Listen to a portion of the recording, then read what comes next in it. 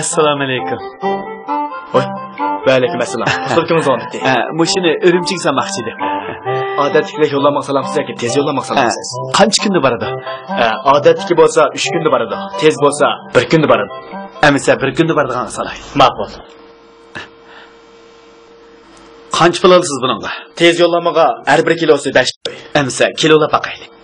Qani bu yerga.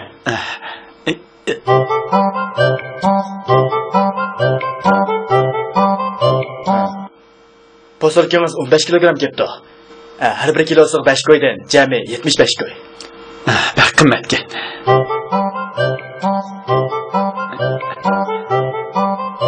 Chiqay balam, yana seni 30 yo'llik salsam bo'g'idek.